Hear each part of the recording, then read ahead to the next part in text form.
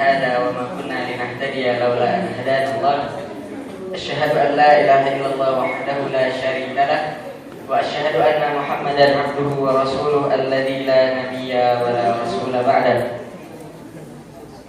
الحمد لله الذي قد اجتمعنا في هذا المكان الشريف المبارك إن شاء الله.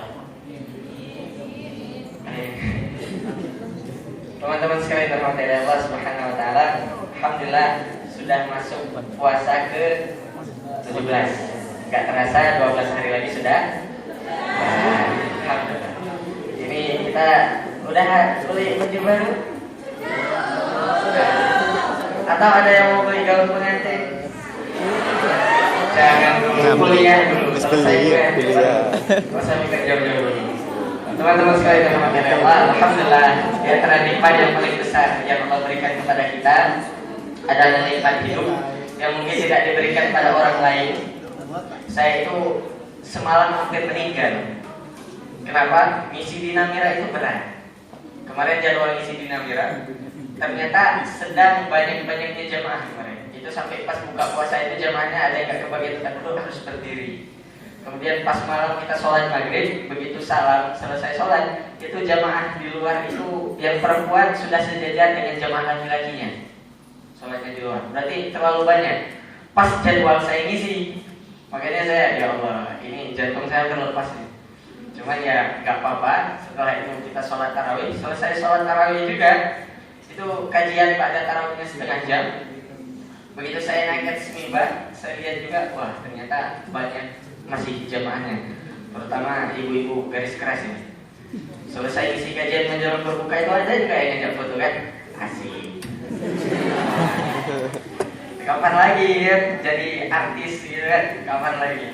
Nah teman-teman sekalian dirahmati Allah, makanya Imam Syafi'i pengadilan. Imam Syafi'i pernah mengatakan betapa banyak orang hidup dalam keadaan lalai, sedangkan kain kafannya sedang ditenun. Sedangkan kain kafannya sedang ditenun. Nah, bicara tentang kain kafan, teman-teman putra tahu cara mandikan jenazah? Tidak. Tahu cara mengkafani jenazah? Tidak. Jenazah laki-laki berapa alukan? 3. Yang perempuan? 5. Oke, yang perempuan juga bisa ya? Kafani jenazah ya? Bisa. Karena penting ini, jangan sampai nanti kita tidak bisa mengkafani jenazah, cuma dibalut gitu aja macam permen langsung tendang ke kuburan. Itu mayat manusia itu, bukan mayat apa. Nah, alhamdulillah segala puji hanya milik Allah Tuhan semesta alam, Zat yang maha kuasa, Zat yang maha sempurna, Zat yang senantiasa memberikan kita kenikmatan yang tidak pernah ada batasnya. Apapun yang kita minta pasti akan diberikan. Cuman masalahnya satu, kita ragu untuk minta kepada Allah. Yakin gak Allah itu maha kaya? Yakin Allah maha sempurna? Yakin Allah akan memberikan apa yang kita minta? Kalau memang yakin, kenapa mintanya cuma yang sedikit? Mintalah yang banyak-banyak, pasti diberikan oleh Allah. Saya yakin diberikan. Cuma nanti cara Allah menjawab doa kita itu ada 3. Ada kalanya ketika kita berdoa, ya Allah berikan saya ini, Allah akan mengatakan iya aku berikan. Atau yang kedua, ya Allah berikan saya ini, Allah mengatakan iya akan aku berikan, tapi aku lihat dulu ikhtiarmu bagaimana. Makanya kadang-kadang kita paling banyak ini terjebak di doa yang kedua. Ketika minta, gak langsung diberikan oleh Allah. Bukan berarti gak diberi, tetapi Allah kepingin lihat ikhtiar kita. Ikhtiar itu apa? Usaha kita. Yang ketiga, baru begitu kita minta kepada Allah, oleh Allah dikatakan gak mau saya kasih. Kenapa? Karena Allah tahu yang lebih baik buat kita. Salawat dan salam senantiasa kita berdoa kepada Allah agar selalu tercurahkan kepada Rasulullah Muhammad Sallallahu Alaihi Wasallam, kepada seluruh keluarganya, sahabatnya, pengikutnya kelak hingga akhir zaman, dan insya Allah termasuk kita semua di dalamnya. Nah teman-teman sekalian dirahmati Allah, terutama yang perempuan, nanti kalau ada yang menanya silakan menanya. Kalau ada yang nggak bertanya juga nggak apa-apa. Ini karena pembahasannya mungkin nanti akan menimbulkan sedikit banyak pertanyaan. Terkhusus saya hari ini, walaupun fikih Ramadan, itu yang akan saya tekankan tentang nuzulul Quran. Siapa yang di sini merayakan nuzulul Quran? Ada yang merayakan nuzulul Quran? Kira-kira Al-Quran turunnya kapan? 17 Ramadan. Hari ini 17 Ramadan kan? Nah nanti kita bahas kapan turun itu Al-Quran, kenapa kita merayakan nuzulul Quran, dan sebagainya. Nah teman-teman sekalian dirahmati oleh Allah Subhanahu wa Ta'ala, Allah Subhanahu wa Ta'ala berfirman, Ya ayyuhalladzina amanu kutiba 'alaikumussyam kama kutiba 'alal ladzina min qablikum la'allakum tattaqun. Kita mencari gelar. Nah, teman-teman, sebelumnya saya bilang ya, gelar yang paling dicintai oleh Allah Subhanahu wa taala di atas dunia ini cuma satu. Gelar RA. RA itu apa? Bukan Raden Ajeng, bukan Raden Ayu, bukan Raditya Dika ya, kalau bahasa si Dodi itu. Tapi RA di sini adalah radhiyallahu anhu. Dan gelar radhiyallahu anhu enggak didapatkan semua orang, cuma didapatkan oleh para sahabat. Hanya sahabat itu radhiyallahu anhu wa radu anhu. Makanya kita berlomba-lomba untuk mencari gelar radhiyallahu anhu agar Allah ridha kepada kita. Nah, selanjutnya teman-teman sekalian dirahmati Allah, dari kata takwa ini kemarin sudah kita singgung sedikit, akan muncul dua makna. Makna yang pertama, di dalam kata takwa itu mengandung perintah, terutama ketika bulan puasa itu perintahnya di sini. Salah satu contohnya nanti masalah Lailatul Qadar, zakat fitrah dan sedekah itu ada pembahasan sendiri insyaallah. Zakat fitrah berapa banyak kita keluarkan? Berapa? 2,5. 2,5 apa? 2,5 liter. 2,5 kilo. Oke. Nah, kemudian makna takwa yang kedua itu adalah larangan. Jadi ketika Allah perintah itu takwa, ketika Allah larang itu adalah takwa. Nah, sekarang kita gini, sering kebalik. Yang dilarang oleh Allah kita kerjakan, yang diperintahkan oleh Allah kita tinggalkan. Dunia terbalik ini, tapi bukan sinetron ini. Bagus sinetron dunia terbalik itu. Saya karena ketemu faktanya. Ketika tugas di Tulungagung, Bapak Ibu sekalian, teman-teman, di Tulungagung saya tugas itu di Kecamatan Bandung. Tulungagung tapi kecamatannya Bandung.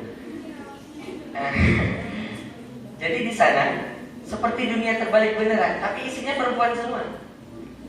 Suaminya kerja di Korea, di Taiwan, di Malaysia, di Singapura, pulangnya 10 tahun sekali. Jadi jamaah saya di sana perempuan semuanya. Makanya pas kita di sana itu larangan paling besar mubalik di sana adalah bertamu ke rumah jamaah.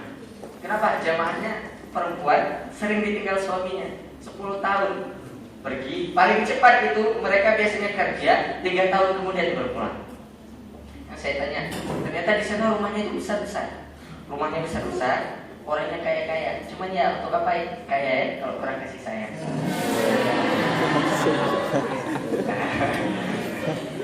Masa dibahas lagi, dunia terbalik. Nah, ini tadi saya nulis apa? Aku nggak kebenaran. Cara berpuasa. Nah, teman-teman sekalian dirahmati Allah, dari sini aja kita udah berantem loh. Percaya nggak? Harus percaya kalian. Pertama, ketika menentukan puasa aja udah berantem. Contoh saya bilang, ada yang pakai ruyat, ada yang pakai isa. Muhammadiyah pakai apa? Isa. Kenapa kita pakai isa? Kenapa Muhammadiyah pakai isa? Muhammadiyah kepingin mengajarkan kepada orang Islam, jadi Islam itu yang pintar. Makanya saya bilang gini, ada satu organisasi, bukan NU, bukan Muhammadiyah, tapi dia itu senang menyusup. Ini kenapa saya katakan ini? Karena pembahasan ini di PP sangat sering. Itu di PP, Prof. Samsul Anwar selalu bahas ini. Kenapa? Karena ada satu organisasi yang kadang-kadang dia menyusup ke Muhammadiyah, kadang-kadang menyusup ke NU. Ketika dia masuk ke Muhammadiyah, ngomongin hadis, hadisnya sama semua dengan Muhammadiyah. Tapi ketika masuk Ramadan, dia ikut NU. Kenapa? Ikut ru'yah. Jadi bisa dikatakan ini bermuka dua, nggak usah kita bahas itu. Nah, dari sini aja kita udah beda. Ada yang pakai hisab, ada yang pakai ru'yat. Makanya teman-teman sekalian, kabar gembiranya, wallahu a'lam bishawab, saya tanya kepada Ustaz Oman Fathurrahman, itu guru falak kita, dan beliau adalah orang nomor 1 di Muhammadiyah ahli hisab. Guru falak kami di sana, beliau mengatakan insya Allah sampai 2023 Ramadan kita baru. Sampai 2023. Selesai 2023 ke depannya, dalam jangka waktu yang panjang itu bakal beda terus. Dan biasanya Muhammadiyah lebarannya lebih cepat. Makanya orang Muhammadiyah itu serba cepat, komannya cepat, azannya cepat, buka puasa paling cepat gitu. Sholat tarawihnya berapa rakaat? 11. Tapi bisa adu antara 11 sama 23 siapa lama ya. Video yang terbaru ini sholat 11 rakaat tapi berdirinya berapa jam? 8 jam. Ya Allah, semangat sekali itu tadi. Salah satu jamaah. 8 jam berdirinya. Tadi malam salat Nabi mulai jam 7, selesainya jam 8. Itu lutut saya udah bergetar. Ini kapan selesainya? Padahal saya mengisi kajian, tapi gitu sholat saya udah ngantuk. Ini bentar lagi ngisi kajian, tapi saya udah ngantuk. Ya Allah, kapan selesainya? Apalagi Nabi Raja kan sajadahnya empuk, ruangnya ber-AC. Akhirnya Allah Akbar, imamnya bacaannya bagus, wah itu dengan ayat macam dinina bubukkan ya. Nah, kemudian cara berpuasa yang kedua, ini klasifikasinya ya. Dari sini nanti akan timbul banyak pertanyaan insyaallah. Teman-teman sekalian dirahmati Allah, klasifikasi yang pertama adalah siapa orang yang wajib puasa, siapa yang enggak wajib. Jawabannya adalah yang wajib adalah orang yang mukallaf. Kita ini sudah mukallaf atau belum? Kita ini sudah mumayyiz atau belum? Mumayyiz itu apa? Calon main. Mumayyiz. Nah, orang yang sudah seperti kita itu dibebani oleh Allah hukum untuk wajib berpuasa. Gak ada alasannya seperti kita meninggalkan puasa. Gak boleh sama sekali. Ustaz, kenapa? Saya gak puasa hari ini. Kenapa? Gak mood. Gak mood, gak puasa. Ini orang ngajak berantem. Ustaz, saya gak puasa hari ini. Kenapa? Rambut saya terkilir, Ustaz. Ini juga gak boleh. Yang kedua, orang yang dilarang puasa itu adalah perempuan nifas dan perempuan haid. Nifas itu apa? Itu ranah kaum perempuan, kita mah nggak tahu ya. Saya ngajar fikih sunnah wanita khusus jamaah di Mbak Moyo, tapi bapak haid sama nifas saya lewatkan. Kenapa? Malu saya bilang. Masa saya bahas bapak haid sama nifas? Ada yang nanya, Ustaz, nanya satu Ustaz masalah haid. Iya ibu silakan, saya bilang. Kalau saya haid Ustaz, itu kan biasanya 7 hari. Ini saya haidnya sampai 15 hari Ustaz. Saya harus sholat atau enggak? Saya tahu jawabannya, cuma saya rada malu untuk jawab. Makanya saya bilang kalau saya ngajar fikih sunnah wanita, bab-bab sensitif seperti ini saya lewatkan dulu. Tahu kita teorinya, sama halnya kita tahu bahwa mobil itu di sini gas, di sini rem, di sini koplingnya. Tapi begitu disuruh bawa, ngegas langsung nabrak. Sebagainya. Nah, jadi perempuan ketika haid dan nifas nggak bisa bilang, Ustaz, saya hari ini mau puasa Ustaz, tapi kamu sedang haid, pokoknya saya mau puasa. Nggak boleh, haram, dosa jadinya. Perempuan nifas juga, Ustaz, saya hari ini mau puasa, kenapa puasa? Itu wajib Ustaz, tapi kamu sudah tidak diwajibkan. Otomatis nggak bisa dipaksakan perempuan ketika haid mau puasa, ketika nifas mau puasa. Bahkan kalau mereka berpuasa itu akan dosa. Kemudian klasifikasi yang kedua, orang yang boleh meninggalkan puasa dan menggantinya dengan hari yang lain. Nah, ini diperhatikan. Boleh meninggalkan puasa tetapi diganti di hari yang lain, artinya enggak boleh bayar fidyah. Yang pertama, Allah Subhanahu wa taala berfirman, "Faman kana minkum maridan aw 'ala safarin fa 'iddatun min ayyamin." Jadi yang boleh meninggalkan puasa adalah orang, mohon maaf. Ini, nah di sini. Yang boleh meninggalkan itu adalah orang sakit, sakit biasa. Yang kedua, sakit, mohon maaf, yang kedua musafir. Ada yang nanya, Ustaz, sakit hati boleh nggak puasa aja? Sakit hati nggak puasa, ini nggak logis.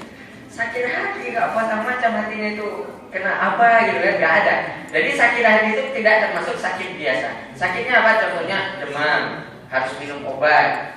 Kemudian lambungnya nggak kuat, kan ada yang kena lambung itu, begitu dia nggak makan perutnya langsung sakit. Nah itu dia nggak puasa nggak apa-apa, harus diganti di hari yang lain ketika dia sudah mampu. Kemudian musafir. Nah di sini akan terjadi perbincangan yang menarik. Musafir itu, Bapak Ibu sekalian, kalau orang dulu kan gampang. Imam Bukhari pernah melakukan perjalanan 16 bulan hanya untuk mencari satu hadis. 16 bulan perjalanannya untuk nyari satu hadis. Imam Bukhari itu punya 12.000 guru hadis. Imam Bukhari hafalan hadisnya ditulis di dalam kitab Mustalahul Hadis yang dikarang oleh Mahmud Tohan. Disebut Imam Bukhari itu hafal 7.275 hadis. Kita hafal berapa hadis? Kita nggak hafal hadis, kita hafalnya hadas. Ada hadas kecil, hadas sedang, hadas besar. Itu Imam Bukhari. Imam Muslim yang dia hafal 12.000 hadis.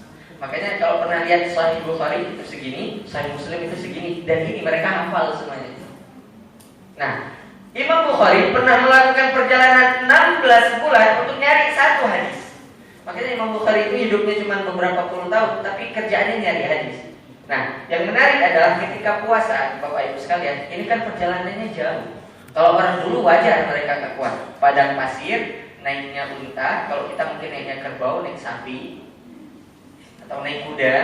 Kalau pada masa Rasulullah kan naik unta sama naik kuda, atau jalan kaki, ngangkat gitu kan jalan kaki. Nah, makanya diberikan oleh Allah keringanan. Faman kana minkum maridan aw ala safarin fa iddatun min ayyamin ukhra. Enggak apa-apa, enggak puasa. Nah, pertanyaannya sekarang gini, Ustaz. Sekarang kan sudah maju perkembangan zamannya. Saya pulang dari Lamongan naik pesawat di Surabaya ke Aceh itu cuma 4 jam. Saya tetap dihitung musafir. Apakah saya harus puasa atau saya harus membatalkan puasa saya? Padahal 4 jam nyampe. Berangkat subuh jam 5 saya naik pesawat. Jam 5, jam 9 saya udah nyampe di Aceh. Udah menginjak lagi bumi Aceh. Bahkan kalau mau buka ke Surabaya juga bisa. Pulang lagi di sini. Nah, pertanyaannya, apakah saya harus melanjutkan puasa atau tidak? Sama halnya ketika kita musafir sholat, itu kan Imam Syafi'i mengatakan jamak sholat itu boleh paling minimal itu 3 kilo. Sini-sini udah jamak, kita udah boleh jamak sebenarnya. Bahkan musafir itu pernah dengar Hasbi As-Siddiqi? Dia itu ulama, menulis buku fikih, kitab hadis. Dia itu warga Aceh, tinggalnya di Jogja. Selama tinggal di Jogja dia nggak pernah sholat Jumat. Kenapa? Karena dia menghukumi dirinya sebagai musafir. Bahkan di kampus saya, kakak kelas saya dari Madura, ini tetangga kita Madura, kuliah di PUTN.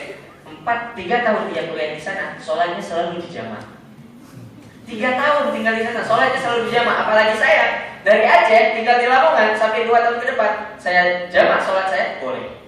Jadi nanti zuhur itu kan saya jamaah 2 rakaat, selesai salat 2 rakaat lagi untuk asar. Jumat gak wajib saya, udah gugur. Kenapa? Saya musafir. Puasa, kalau saya tidak puasa boleh gak? Boleh, karena posisinya saya sebagai musafir. Saya datang ke sini sebentar, bermukim beberapa waktu, kemudian saya akan pulang. Hanya saja kan batasannya itu 3 hari. Nah, teman-teman, pembahasan ini musafir itu boleh buka atau tidak? Hadisnya Rasulullah SAW mengatakan, rukhsah, kemudahan yang diberikan oleh Allah kepada kita. Kalau bisa diambil, diambil. Kalau seandainya bisa berpuasa, walaupun mampu, karena kita posisinya musafir, jaraknya sangat jauh, kalau dibatalkan itu lebih bagus. Jadi jangan istilahnya, udahlah puasa saja. Kenapa? Karena Rasul itu memberikan gambaran, kalau seandainya rukhsah yang diberikan oleh Allah, itu diambil. Wa laisa 'alaikum junahun idza darabtum fil ardi an taqsuru min shalah. Kalau kalian musafir di atas dunia, maka enggak apa-apa kalau kalian mengqadha salat, menjamak salat. Nah, kemudian ini saya percepat karena sudah sering dibahas. Nah, itu tadi orang yang boleh mengganti di hari yang lain cuma 2, orang sakit biasa sama musafir. Sedangkan orang yang boleh membayar fidyah itu adalah mana? Orang yang boleh membayar fidyah itu adalah orang tua sakit menahun, perempuan tadi. Perempuan haid, perempuan nifas, perempuan yang menyusui itu boleh bayar fidyah. Makanya ini pernah terjadi pada masa Imam Syafi'i. Gubernurnya itu nggak puasa Ramadan, keluar Ramadan dia apakan? Dia bayar fidyah. Tapi oleh Imam Syafi'i mengatakan nggak sah itu. Kenapa? Kalau seandainya orang kaya meninggalkan puasa cuma bayar fidyah, gampangnya.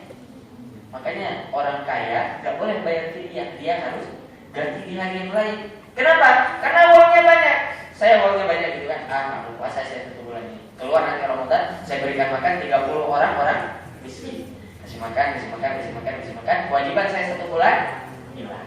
Makanya ini nggak boleh. Makanya yang boleh bayar fidyah itu orang sakit, orang tua yang udah sepuh nggak bisa puasa lagi. Kalau puasa meninggal. Iya, bapak-bapak gitu kan udah sepuh tua. Ini anak dia tapi dia udah nggak kenal lagi kamu siapa. Itu cucunya dikira di taruhan gitu. Dan nggak kenal lagi dia. Jadi kalau dia puasa, dia akan meninggal. Makanya dia nggak puasa. Akhirnya dia harus membayar fidyah.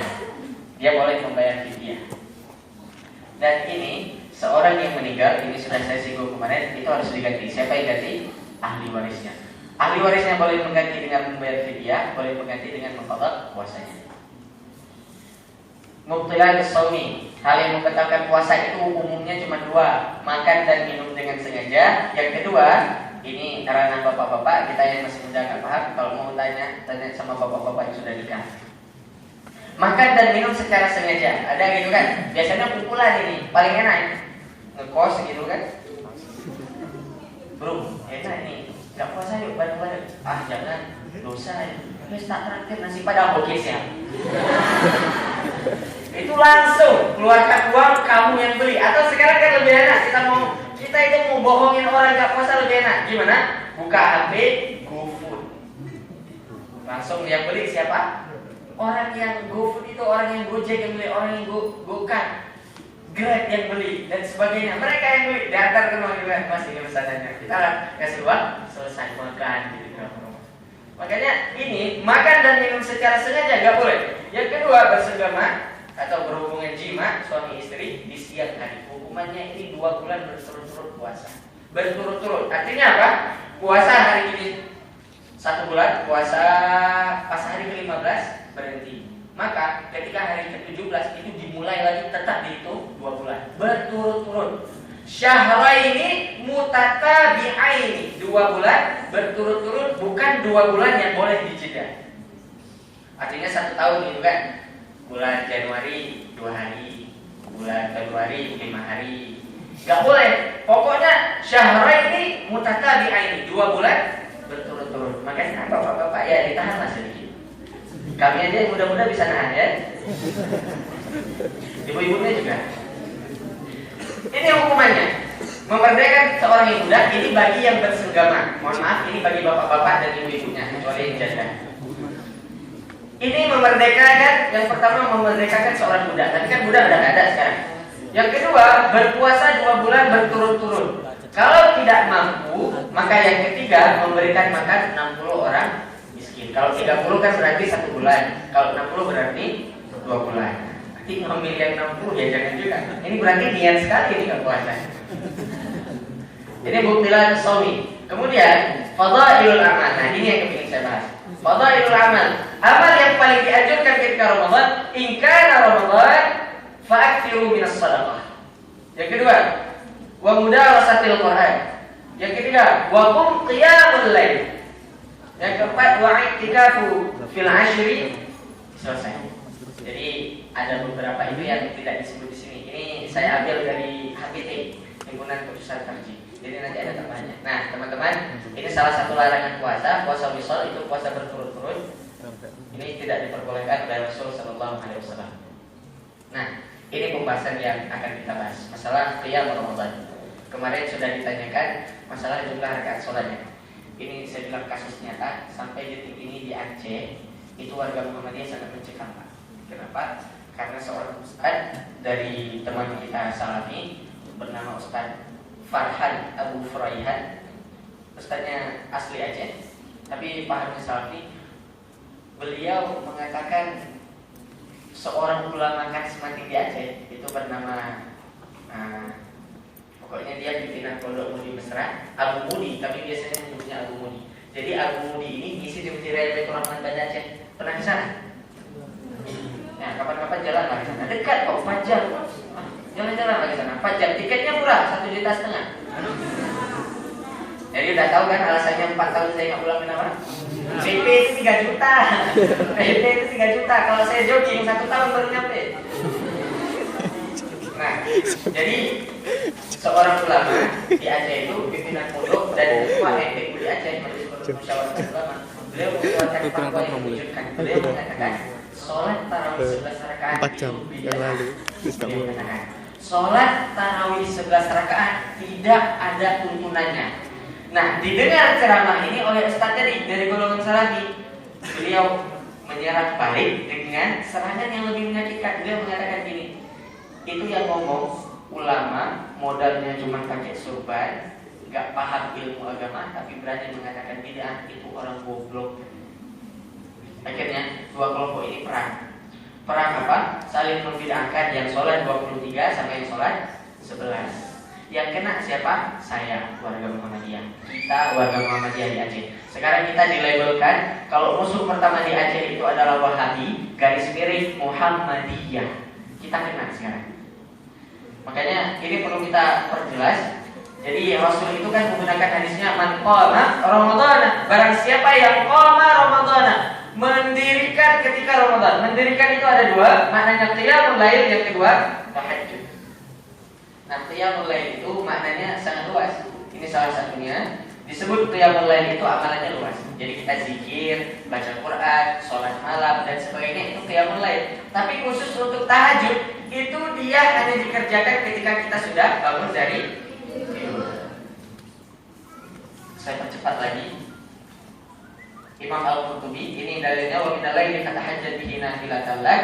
Nah, ini dia rumus qiyam Ramadan. Teman-teman sekalian dirahmati Allah, sholat malam pada umumnya itu 2 rakaat minimal.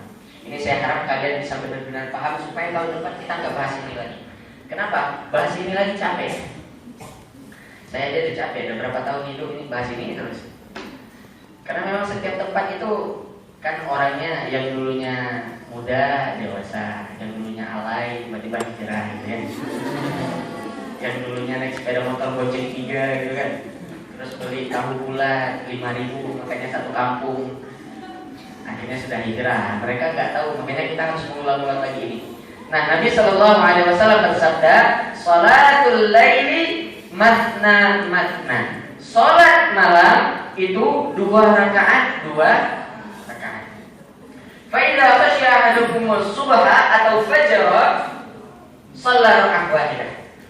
Jadi kata Rasul itu gini, sholat malam entah itu qiyamul lail, entah itu tahajud, sholatnya pokoknya minimal 2 rakaat.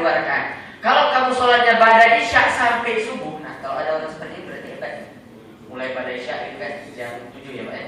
Jam 7 sholatnya sampai jam 4 sholat malam. Jadi 2 rakaat. Nah, saking asiknya, fa idza khashiya ahadukumus subha. Jadi sholatnya itu dari jam 7 malam sampai jam 4 subuh. Keenakan. Lupa ya Allah, baca ayat gitu. Sampai lupa, tiba-tiba oh iya, ini bentar lagi mau subuh. Maka kata Rasul, sholatlah witir walaupun dengan 1 rakaat. Jadi witir itu boleh dengan 1 rakaat. Sedangkan sholat sunnah biasa minimal harus 2 rakaat. Ada nggak dibatasi sama Rasul jumlah rakaat di sini? Nggak ada ya. Kemudian, padahal konteks ini adalah pertanyaan, nggak usah. Kemudian, qiyam ala Rasulullah. Nah, Aisyah menceritakan, maka yazidu fi Ramadan wala fi ghairihi ala 11 rakaat. Jadi Rasul itu kan mengatakan sholat 2. Karena ditanya sama sahabat, Rasul sholat itu gimana? 2. Jadi sahabat yang lain nanya kepada Rasul, nanya kepada Aisyah, Rasul itu sholatnya gimana? Kata Aisyah, Rasul sholat ketika Ramadan maupun di luar Ramadan tidak pernah lebih yazidu, tidak lebih dari 11 rakaat. Gak pernah lebih dari 11 rakaat. Gak pernah, kata Aisyah. Jadi beliau sholat 2, yusalli arba'an. Jadi Rasul itu sholat 4 rakaat sekali salam. Kita sholatnya 2 atau 4? 2 juga boleh.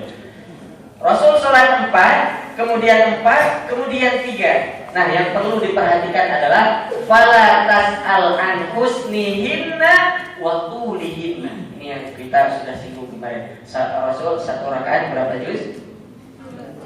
5 juz 4 halaman. Pak, ke sini sebelum mereka libur panjang buat sholat bareng. Kita praktekkan 1 rakaat 5 juz 4 halaman. Tapi imamnya jangan saya. Cari imamnya nanti 1 rakaat itu 5 juz 4 halaman. Itu yang sholat 8 jam itu yang kita baca berita kan total mereka 30 juz ya. Nah, berarti mereka bacaannya bagus tapi kurang tul itu kurang panjang. Mungkin iramanya atau sebagainya. Makanya kita kan paling asik nyari imam itu yang Al-Fatihah 1 nafas ya. Tahu. Alhamdulillahi rabbil alamin arrahmanir rahim maliki yaumiddin iyyaka na'budu wa iyyaka nasta'in ihdinas siratal mustaqim siratal ladzina an'amta 'alaihim ghairil maghdubi 'alaihim waladdallin. Makmum, kalau imam baca 1 nafas itu serasa dapat angin dari surga. Apalagi kalau ayatnya Bismillahirrahmanirrahim, qul huwallahu ahad, Allahus samad, lam yalid wa lam yulad wa lam yakul lahu kufuwan ahad. Double amin dari surga. Itu rasanya sholatnya lebih sejuk daripada di masjid Nabi. Ya Allah, lega rasanya sholatnya. Kita dari imam itu yang Al-Fatihahnya satu tarikan nafas. Tapi kalau seandainya imamnya lama, Bismillahirrahmanirrahim, Alhamdulillahi Rabbil Alamin.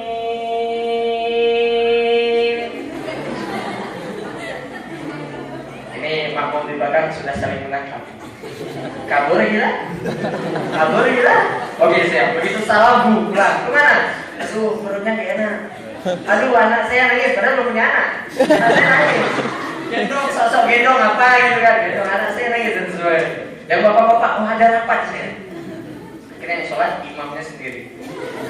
Ada temannya. Kita nyari itu sholat yang lebih cepat. Rasul itu sholat 1 rakaat 5 juz padahal.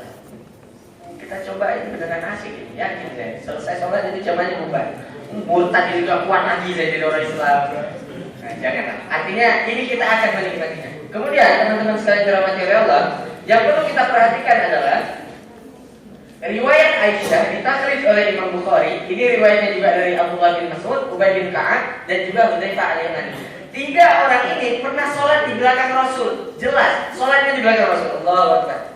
Dan Rasul sholat prakteknya seperti tadi 4, 3. Tapi sholatnya kelamaan. Sholatnya kelamaan. 1 rakaatnya 100 ayat Al-Baqarah. Allahu Akbar. Alif Lam Mim. Dzalikal kitabu la raiba fihi hudan lil muttaqin. Sampai 100 ayat diam. Jadi 3 orang ini langsung mikir bentar lagi ruku. Ternyata tidak, Rasul lanjut lagi. Dilanjut sampai la yukallifullahu nafsan illa wus'aha. Laha ma kasabat wa 'alaiha ma kasabat. Maulana fansurna 'alal qaumil kafirin. Bentar lagi ruku. Ternyata lanjut lagi. Alif Lam Mim. Allahu la ilaha illa huwal hayyul qayyum. Ali Imran sampai 200 ayat. Ya ayyuhalladzina amanu sabiru wa sabiru wa rabitu wattaqullaha. Selesai, pasti ruku. Gak lanjut lagi. An-Nisa yang kita bilang ini perempuan ribetnya luar biasa. Surah An-Nisa itu yang paling sulit saya hafal. Beneran, saya itu hafal Quran yang paling sulit itu surah An-Nisa. Kenapa? Ribet memang. An-Nisa, Al-Baqarah masih penting walaupun perempuan tapi sapi, bukan manusia. Kalau An-Nisa itu perempuan manusia, makanya sulit. Perempuan ini dari lafadznya aja bahasa Arab. Kalau laki-laki kan rajulun, laki-laki kan rajulun. Kalau bentuk jamaknya adalah rijalun. Kalau perempuan bentuk mufradnya apa? Bukan nisa, mar'atun. Perempuan, tapi kalau dia sudah jamak jadi nisaun. Ini bulan mak-mak biasanya.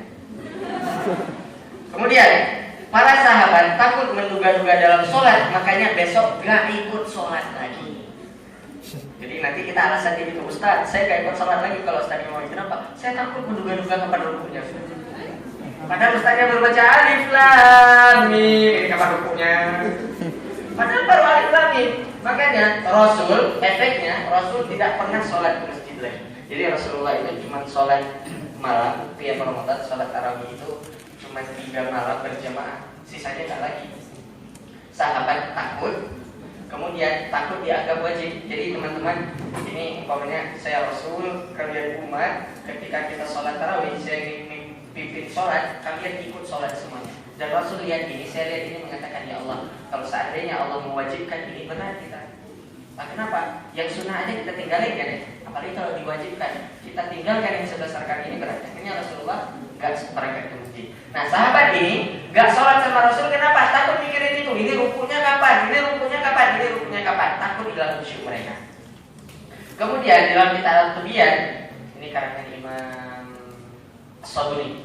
Seketika Rasul Sallallahu Alaihi Wasallam wafat, para sahabat itu sholatnya khatam Al-Quran.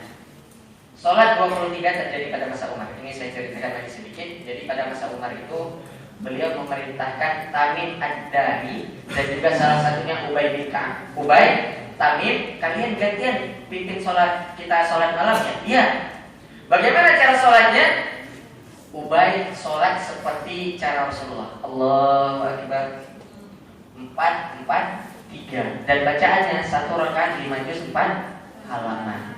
Dan itu dipraktekkan. Dan pada masa Umar, sahabat tidak seperti sahabat pada masa Rasulullah, masih kuat berdiri dan sebagainya. Sahabatnya nggak kuat. Akhirnya apa? Ada yang posisi sholatnya duduk, ada yang memang udah nggak sanggup berdiri lagi, mungkin pingsan dan sebagainya, udah nggak kuat. Akhirnya selesai sholat, Umar bilang, ini nggak bisa, ini nggak ada caranya kalau kita sholat 11 rakaat kelamaan seperti ini, berdirinya 4 rakaat, yang tua-tua, yang sepuh-sepuh tulangnya retak semuanya, lumpuh, wah, tiba-tiba jadi macam bubur ini. Kenapa nggak kuat? Akhirnya oleh Umar bin Khattab, ya sudah, sholatnya kita pecah rakaatnya jadi lebih pendek. Nah, tolong diperhatikan, yang dijadikan lebih pendek adalah rakaatnya, bukan bacaannya. Jadi yang 100 rakaat dipecah menjadi 23 rakaat, yang 100 ayat dipecah jadi 23 rakaat, itu setiap rakaatnya pokoknya 23 selesai, 100 rakaat habis. Seperti itu dipecah oleh Umar. Jadi bukan berarti begitu 23 ya kita boleh cepat. Yang sholat itu makmumnya belum sempat bernafas sudah salah Imam. Allahu Akbar, salam, selesai ini. Seperti ini daerah mana itu yang sholatnya 7 menit 23 rakaat. Saya tuh 7 menit 23 rakaat ketimbang sholat mending saya berantem saudara. Lumayan itu, atau jogging juga, wah 7 menit wah berkeringat. Ini selesai sholat saya yakin yang bapak-bapak lumpuh gitu. Yang muda itu pikun langsung, tadi saya ngapain ya? Tadi saya di masjid ngapain ya? Oh iya tadi saya sholat ya. Ternyata kita nggak dari orang sholat. Kenapa? Karena kita tidak menikmati sholat kita. Nah teman-teman sekalian itu yang perlu diperhatikan. Kemudian ini masalah sholat 23. Jadi ini tidak perlu dipertentangkan lagi. Intinya yang sholat 8, yang sholat 11, yang sholat 23 dua-duanya benar. Bahkan Imam Malik pernah sholat 39 rakaat, Abu Hanifah pernah sholat 80 rakaat. Mereka biasa-biasa aja, tapi imamnya juga nggak ngebut, masih santai. Nah, makanya sholat tarawih itu yang paling penting ini. Setiap jeda selesai 2 rakaat itu membaca ini, Allahumma innaka afuwwun tuhibbul afwa fa'fu anni. Doa selesai witir, subhanalladzi qudus, subhanalladzi qudus, subhanalladzi qudus, rabbil malaikati war ruh. Nah, pertanyaannya sekarang ini, sholat tarawih. Sholat tarawih itu apa? Tarawih itu nama sholat bukan? Teman-teman, tarawih itu nama sholat bukan? Yakin? Ya, terus enggak. Labil ini perempuannya lumayan. Gimana? Tarawih itu nama sholat bukan? Iya atau bukan? Salah. Tarawih itu bukan nama sholat. Tarawih itu sifat sholat. Jadi kalau ditanya itu kan selesai sholat maghrib mau kemana? Kita jawabnya mau sholat tarawih, ya kan? Sholat tarawih itu bukan nama sholat, tapi sifat sholat. Berasal dari kata tarwiyahatun, bentuk jamak, bentuk mufradnya, bentuk tunggalnya tarwiyahatun. Artinya tenang, damai, khusyuk. Itu artinya tarwiyah. Karena kita sholatnya berulang-ulang, 2, 2, 2, 2, 2, 1, 2, 2, 2, 2, 2, 2, 3, atau 4, 4, 3, atau 10, 1, atau 8, 2, 1, atau 8, 3, dan sebagainya. Karena kita melakukannya berulang-ulang, maka disebut sholat tarawih. Dan sholat tarawih itu sholat yang khusyuk. Pertanyaannya, Ustaz, sholat yang khusyuk itu bagaimana? Imam Asy-Syafi'i rahimahullah. Imam Syafi'i, kenal Imam Syafi'i? Nah, pernah ketemu? Nah, Imam Syafi'i itu sholat Allahu Akbar, tepat di depan mata beliau, di antara kening, di antara mata, itu terbang seekor lebah. Pernah disengat lebah kan? Itu disengat lebah langsung tiba-tiba cantik gitu. Disengat lebah itu tiba-tiba langsung dapat bakpao gitu ya. Nah, jadi Imam Syafi'i kan sholat beliau sholat sunnah, tepat di depan mata beliau itu terbang seekor lebah. Nah teman-teman, karena kita kan posisinya sholat itu kan bergerak ya. Allahu Akbar, sami Allahu liman hamidah, Allahu Akbar, sujud dan sebagainya. Ini kan kita bergerak. Yang terjadi, lebah ini merasa terancam. Ketika dia merasa terancam, dia menyengat Imam Syafi'i sebanyak 15 kali di kepala, disengat 15 kali. Imam Syafi'i disengat 15 kali, disengat itu 15 kali. Tahu nggak yang terjadi apa? Ketika duduk tahiyat akhir, fil alamin innaka hamidum majid, entah apa yang dibaca selanjutnya, Allahumma inni a'udzubika min adzabi jahannam dan seterusnya. Assalamualaikum warahmatullahi wabarakatuh. Assalamualaikum warahmatullahi wabarakatuh. Tahu nggak apa yang dikatakan Imam Syafi'i? Dia nanya kepada sahabat yang duduk di sampingnya. Yang dia tanyakan, wahai sahabatku, benda apakah yang menggangguku tadi? Wahai sahabatku, benda apakah yang menggangguku tadi? Kenapa dia seperti itu? Gak tahu. Lebah depan mata, di kepala, disengat 15 kali. Gak tahu. Ini orang waras ya? Kalau pakai logika kita ya, ini Imam Syafi'i ini kalau kita normal, mungkin beliau di atas normal ini. Disengat lebahnya di depan mata, disengat 15 kali, selesai sholat malah nanya, tadi yang ganggu saya siapa? Gak tahu Imam Syafi'i itu, gak tahu sama sekali akhirnya apa, selesai sholat dia tanya seperti itu. Itu sholatnya khusyuknya luar biasa. Sama seperti kita digigit sama satu nyamuk, wah, pukulnya dia. Bahkan gitu kan pas duduk tahiyat nyamuknya di sini kita biarin dulu, biar dia gemuk dulu. Itu kita duduk tahiyat, at-tahiyatul mubarakatuh atau at-tahiyatu lillahi wassalawatu wa thayyibah. Tapi karena lihat nyamuk, konsentrasi sama nyamuk. Ini udah gendut belum ya? Kalau udah gendut, pas mukul kepuasan batinnya 100%. Wah, ya Allah, rasanya itu bahagia sekali. Nyamuknya berdarah-darah gitu kan. Padahal satu ekor berdarah-darah di perut. Aduh, kepuasan batinnya luar biasa. Ya Allah, terima kasih, sujud syukur ya Allah. Satu nyamuk kita mukulnya macam berantem gitu. Allahu Akbar. Wih, lewat nyamuk itu ada gini soalnya. Imam Syafi'i di sini 15 kali nggak gerak. Fudail bin Iyad. Nah, ini kalau kita mau hijrah ya. Fudail bin Iyad ini mantan perampok. Dia pernah jadi perampok, istilahnya itu kalau kita katakan sekarang, kalau dia merampok, kalau kita mau masuk ke kampungnya Fudail bin Iyad, kita nggak berani. Kenapa kita akan mengatakan jangan masuk ke situ? Kenapa? Karena kesuksesan mencurinya si Fudail bin Iyad 100%. Jadi pernah datang seorang kafilah dari Yaman, itu kepingin masuk ke tempatnya Fudail bin Iyad, bawa barang dagangan. Fudail bin Iyad udah sembunyi di balik bukit, di semak-semak dia udah sembunyi. Kemudian rombongan ini salah satu pemimpinnya bilang, berhenti, jangan lanjut ke sana. Kenapa? Itu daerahnya Fudail bin Iyad. Kalau kita masuk ke sana, uang kita dirampas, uang kita habis. Jangan masuk ke sana. Lah terus gimana? Ya, kita pulang saja. Fudail bin Iyad yang tengah sembunyi dengan omongan itu, yang terjadi apa? Patah hatinya. Sedih dia berkata, ya Allah, segitu buruknya saya sampai-sampai orang yang mau datang ke tempat dia nggak berani masuk. Pulang taubat, jadi seorang ahli hadis, jadi seorang ulama. Taubat dia. Setelah dia taubat, teman-teman, Fudail bin Iyad pernah sholat, Allahu Akbar, sajadah masih dengan daun-daun biasa, dan tepat di sampingnya itu terbakar. Apa yang terjadi? Gak kabur dia. Allah Akbar, selesai sholat, sama dia nanya kepada temannya, tadi orang-orang kenapa kok pada lari-lari semuanya?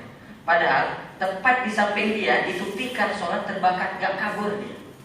Abu Dzar Al-Ghifari, seorang sahabat yang masuk Islam, langsung teriak di depan Ka'bah, asyhadu an la ilaha illallah, sampai dipukul hampir pingsan, hampir mati. Abu Dzar Al-Ghifari, kalau dia diceritakan oleh sahabat, kalau dia sholat di padang pasir bagaikan sebatang pohon, sampai-sampai burung di atas kepala dia hinggap, gak terbang. Gak terbang burung. Allahu Akbar. Ini terbang burung di sini, menetas, menikah dan sebagainya. Gak terbang. Ini orang atau cor-coran ya?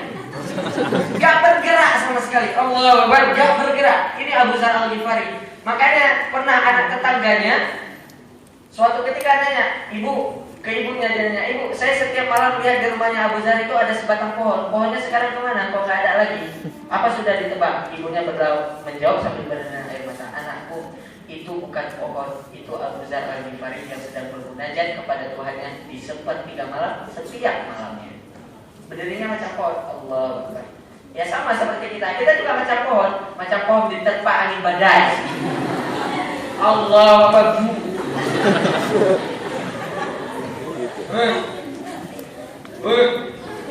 Salah atau mengapain deh? Pandangan orang ketika sholat, makanya kan salah satu rukun sholat itu kan ada tumak ninah ya.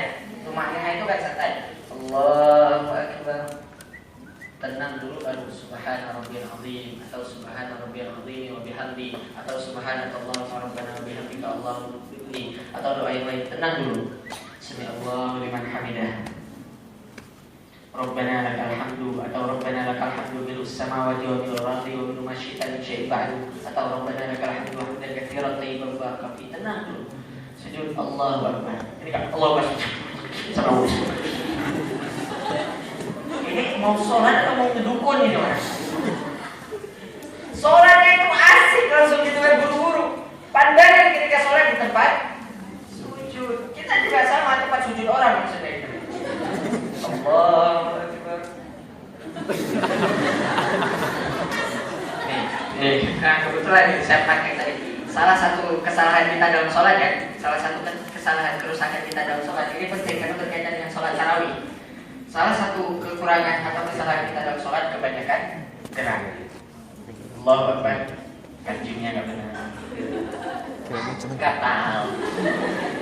Atau temannya gatal di kaki gitu. Gatalnya di kaki gitu kan. Nah, kalau yang ibu-ibu mungkin nggak pas bajunya atau apa gitu kan, gerak dan sebagainya. Ini kebanyakan gerak. Tapi oleh Ibnu Rajab Al-Hambali gerakan yang dibolehkan ada. Gerakan contohnya apa? Seperti kemajuan zaman kita sekarang, ada yang kelewat cinta sama HP-nya tak mampu berpisah. Ketika sujud pun HP-nya di bawah. Pas di bawah HP-nya lupa di silent, lupa di off kan. Taruh di depan, tuh ikut sholat. Allahu Akbar. Pas ada yang nelfon lagunya jangan goyang. Apa salah dan dosaku sayang. Itu satu masjid. Wah, asik ini. Langsung ini. Tapi itu gerakan dibolehkan. Artinya apa? Ketika HP bunyi, jangan dibiarkan. Allahu Akbar. Lagunya lagu kita.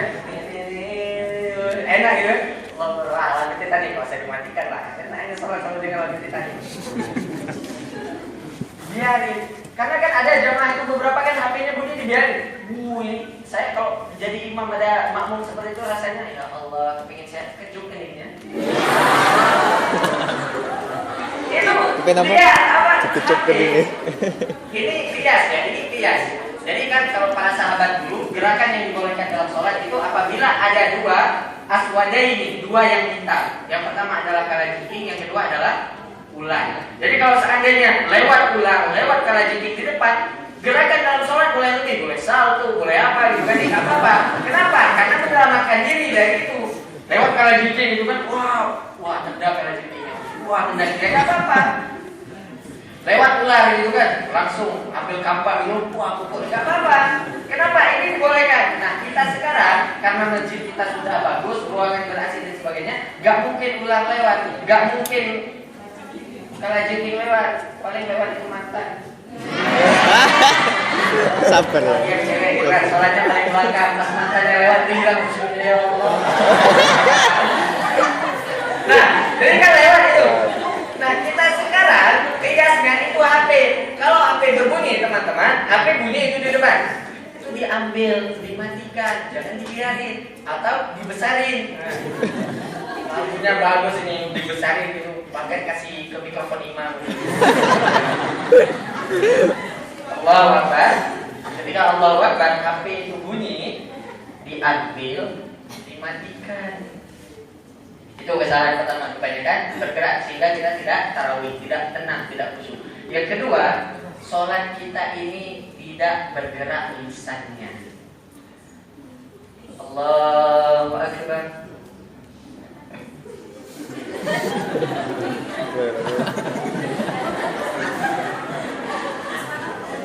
Kita nanya, baca ayat nggak? Baca di mana? Dalam hati. Teman-teman, wa asirru qaulakum aw jaharu bi. Makna sir itu bukan diam, sir itu pelan. Ini bukan Allahu Akbar.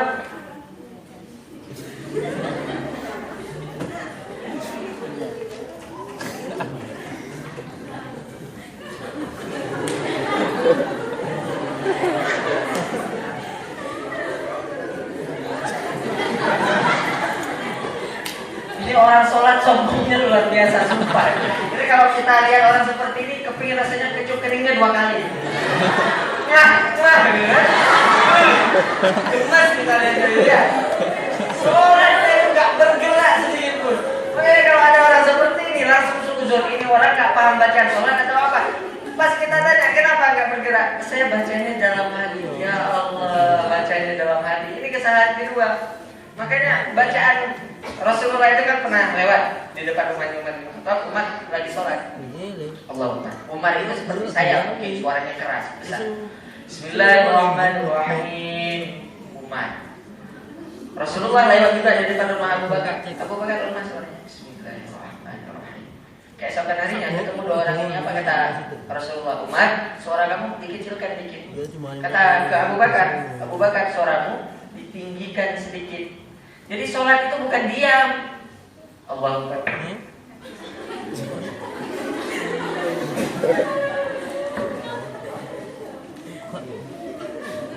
Selesai sholatnya. Ini sholat atau mau ngapain ini? Makanya ini perlu diperhatikan kita supaya dapat tarawih. Kalau kita tidak dapat tarawih sulit teman-teman sekalian dirahmati oleh Allah. Makanya kekhusyukan itu sangat penting.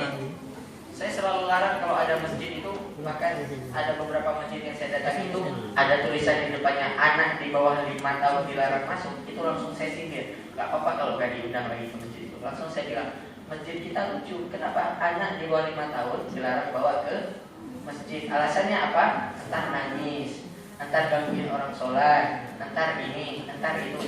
Pertanyaannya pertama, kalau anak kecil di bawah 5 tahun gak boleh bawa ke masjid, kapan mereka mau diperkenalkan dengan masjid?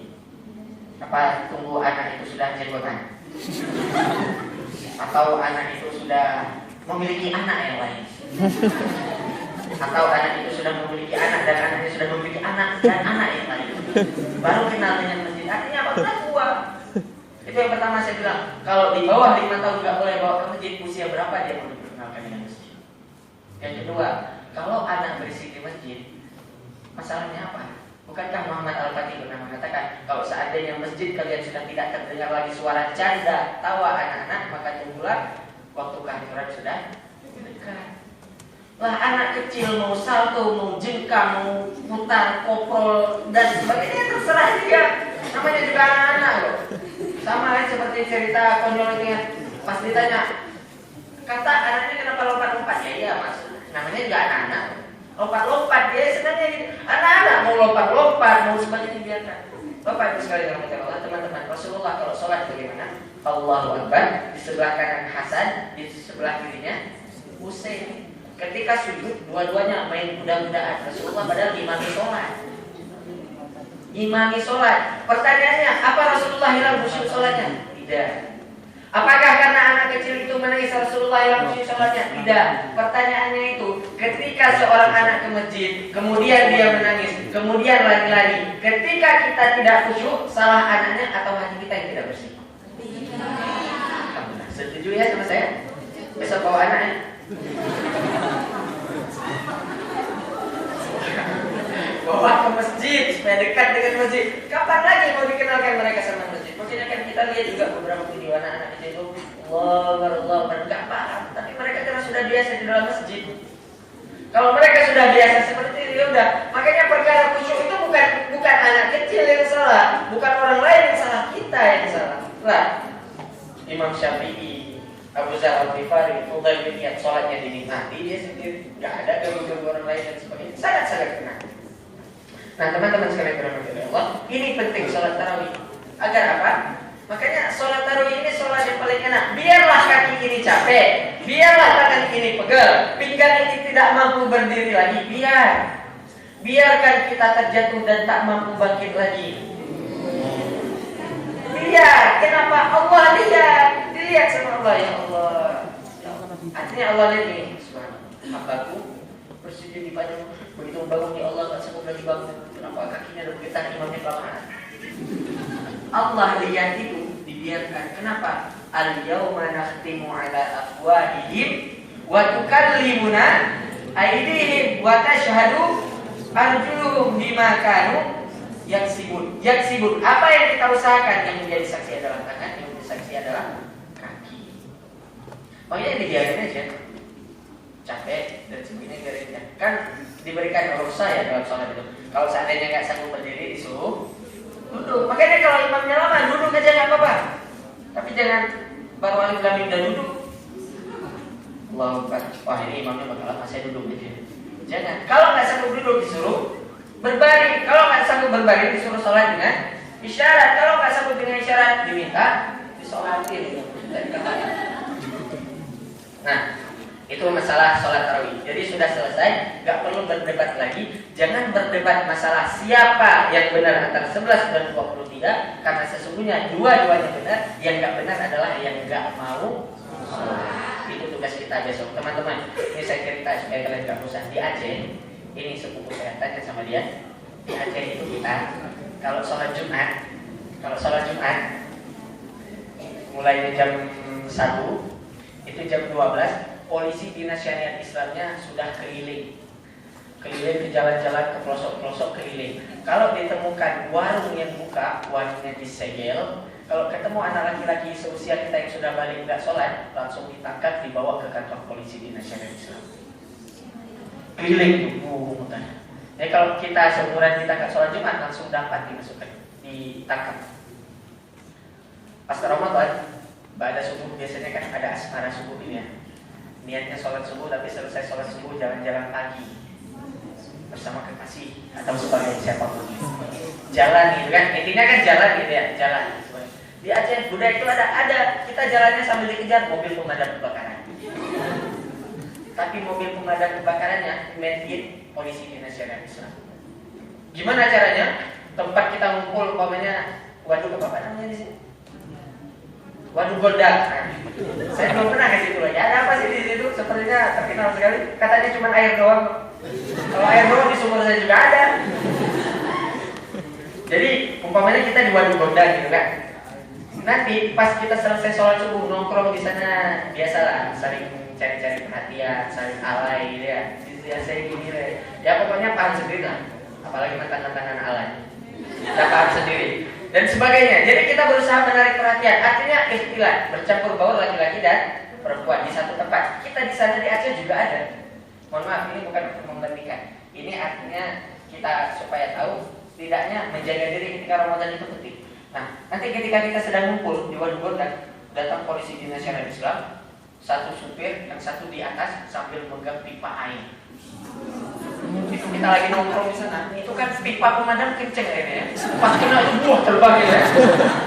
Itu biasanya yang di atas mobil 2-3 orang. Kenapa? Airnya yang paling kenceng di sana. Lagi pacaran kita di sini ya, lagi romantis-romantisan. Antara wajahmu dengan sinar matahari yang terbit, masih indah wajahmu dan sebagainya gitu kan. Datang polisi dinas syariat Islam, semprot. Apa indah-indah pulang kalian semua. Disemprot lagi. Bahkan kami itu ngebut-ngebut aja itu sama mobil pemadam. Itu sampai bawa sepeda motor kenceng larinya 100-120, mobil pemadam lebih kenceng. Itu di belakang kita megang pipa air, yang di atas itu keren. Saya tuh pernah jadi cita-cita pemegang pipa pemadam. Karena memang keren. Berdiri di atas mobil, megang disiram. Itu kami kan di depan. Kami kan di depan bawa sepeda motor. Disiram. Itu kalau kena ada yang jatuh, pecah kepalanya, kakinya luka, sepeda motornya hancur. Diapain? Dibiarin. Supaya apa? Enggak lagi seperti itu. Disiram. Disiram. Wah, asik. Makanya saya bahagia. Saya, mohon maaf, bukan lagi membanding-bandingkan. Di Aceh itu tidak pernah melihat seorang perempuan pakai baju tidur, rambutnya basah, kemana-mana bawa sepeda motor. Enggak pernah. Enggak pernah. Mohon maaf, bukan membanding-bandingkan lagi. Mohon maaf, saya bilang teman-teman. Kalian pasti tahu di Aceh itu syariat Islam. Saya di Aceh, sebelum berangkat ke Jawa, Ustaz saya ngomong gini, Pak Jan, saya punya satu nasihat sebelum berangkat. Apa Ustaz? Waddul basar. Jaga pandangan. Maksudnya gimana Ustaz? Ya nanti kamu paham sendiri. Dari Aceh saya berangkat ke Medan, ke bandara. Nyampe ke bandara, ya Allah, subhanallah, segera saya. Jadi perempuan pakai celana segini, bajunya tank top, you can see ya. You can see, I see you dan sebagainya. Saya tuh langsung berdiri, saya bingung, ya Allah, saya harus ucap apa ini? Astagfirullah kah, la ilaha illallah kah, subhanallah, masya Allah ya, atau alhamdulillah. Gak dilihat mubasir. Ada min fadli rabbi kenikmatan ini. Pas berangkat saya buah, itu kan, ini orang kok telanjang ya saya pikir. Itu orang mungkin dari kamar mandi bajunya dicolong orang. Celananya itu 1 jengkal di atas lutut, ya Allah 1 jengkal di atas lutut itu. Saya tuh mikir ini orang, ya sudah. Akhirnya saya telepon Ustaz, saya sudah paham Ustaz maknanya gimana. Kenapa? Kamu baru juga nyampe Medan, maknanya gimana? Ustaz, sulit Ustaz. Iya, sulit gimana? Mau ditutup, kasihan matanya. Mau dibuka, kasihan hafalannya. Saya bilang, ya udah, ntar kamu nyampe ke Jawa, insya Allah lebih asik. Biasa. Berangkat saya nyampe ke Jogja jam 3 sore. Itu pas anak-anak lagi jalan-jalan sore. Segar lagi. Benar ya? Pakai sepeda motor ini, bonceng 3, bonceng 4 dan sebagainya. Rambutnya kemana-mana, bajunya tembus padan dan sebagainya. Saya lihat itu, ya Allah, keren ini. Style ya. Kalau bahasa kita sekarang style ya. Style, ini bagus ini bajunya dan sebagainya. Sangat luar biasa. Di lampu merah, apa lagi itu? Lampu merah kita serasa KFC, isinya paha dada semua. Tinggal saya KFC, es kepal Milo dan sebagainya. Makanya udah ada kok. KFC. Ya gini, wah paha, karena wah dada ya. Saya harus makan yang mana ini? Saya bingung, makan dua-duanya. Ini punya hafalan 3 juz, bilang 6 juz. Punya hafalan 10 juz, 20 juz, bilang. Hafalan 30 juz, Al-Quran lupa. Saya tuh hafalan saya sekarang wallahu a'lam bishawab, aparaturnya gimana. Makanya di lampu merah itu kan gak mungkin saya pejam mata gitu. Pejam mata tiba-tiba ada itu di belakang gitu. Kenapa Mas? Enggak, saya gak bisa lihat itu lagi puasa gitu. Gak boleh lihat seperti itu, gak bisa. Makanya kita di antara syarat puasa itu laki-laki itu sangat gak berpuasa. Bapak Ibu sekalian di Aceh juga, sebelum sholat Jumatan, masjidnya itu sudah mengumumkan jemaah sekalian dirahmati Allah sekitar kampung Stikes Muhammadiyah Lamongan. Hadirilah nanti pada Jumatan akan ada hukuman jinayah bagi pelaku khamar, zina, ikhtilat, khalwat dan sebagainya. Hukum cambuk enak itu deh. Sakitnya memang sakit karena hukuman cambuk itu kan syariatnya didudukkan dan mukulnya itu selebar kebukanya ketiak, bukan segini. Ini bukan mukul ini. Jadi mukulnya segini. Wah, itu yang perempuan, yang laki-laki sama dipukulnya 7 kali atau 25 kali, 100 kali, pukulnya sama. Sakit itu gak seberapa, yang mau itu dilihatin satu kampung dilihatin. Makanya di Aceh itu gak ada bioskop, gak ada. Ada 2 bioskop di tempat saya di Kota Musume sama di Banda Aceh. Dua-duanya dibom. Sama siapa? Sama gak. Supaya apa? Gak ada ikhtilat. Jadi kita itu gak boleh bercampur baur laki-laki dan perempuan. Kayaknya sampai sini nonton bioskop bahagia saja. Nah, apalagi benar ya, bioskop itu memang tempat paling bahaya. Saya pernah masuk bioskop di Jogja. Ya Allah, isinya ada yang sedang seperti ini, ada yang sedang seperti ini, ada yang seperti itu. Gak boleh rekam. Kan di bioskop itu kan dilarang memfoto dan merekam ya. Gak boleh. Ini pelakunya subhanallah semua. Entah belajarnya di mana dan bagaimana saya nggak tahu. Jadi itu tempat ikhtilat. Makanya di Aceh tidak diperbolehkan seperti itu. Kolam renang laki-laki sendiri, perempuan sendiri. Kalau kita berenang di sini laki-laki, perempuan, laki-laki, perempuan. Itu bukan berenang, saya yakin. Bukan berenang. Tapi ingin lihat orang renang. Ingin lihat orang renang. Yang laki-laki ingin perempuan berenang, yang perempuan ingin lihat laki-laki yang berenang. Nah, artinya saya bukan membandingkan. Ini penting. Di Aceh itu syariat Islamnya pakai celana ketat, baju cantik, pakai jilbab. Pakai sepeda motor, mau kemana mau kencan. Di lampu merah langsung di stop sama siapa? Sama kami anak pondok. Keluar kami 5.200 berdiri di lampu merah. Mbak berhenti Pak. Turun, suruh masuk ke dalam tenda. Celananya yang cantik itu kita lepaskan. Kita suruh pulang pakai sarung. Ini saya nggak bohong. Kita itu kalau ngumpulin celana perempuan yang pakai celana ketat itu sampai setinggi ini celananya. Kita apain? Kita bakar semuanya. Ada yang punya celana itu? Berikan kepada saya. Nah, semoga janganlah pakai celana. Masa pakai celana ketat yang model ketatnya gini itu yang kalau mencret itu berantem dulu lepaskan, nggak bisa dilepas. Jangan lagi ya pakai celana itu, pakai yang aja yang normal dan sebagainya. Jadi artinya teman-teman itu kalau kita bisa seperti ini bagus. Jadi menjaga diri syariat Allah itu penting. Nah, masih ada 20 menit. Ya insya Allah 20 menit. 20 menit ya Pak ya. Insya Allah 20 menit baca Al-Quran. Ini intinya gini, kalau baca Al-Quran ini teman-teman sekalian, Rasul itu dah bingung cara motivasi kita gimana. Bingungnya kenapa? Karena Rasul mengatakan man qara'a harfan min kitabillah falahu ajrun hasanah. Kita baca Al-Quran itu satu hurufnya adalah 10 kebaikan. Alif lam mim kata Rasul, la aqulu alif lam mim harfun. Alif lam mim itu bukan satu huruf, tapi alifun harfun, wa lamun harfun, wa mimun harfun. Baru alif lam mim sudah mendapat 30 pahala kebaikan.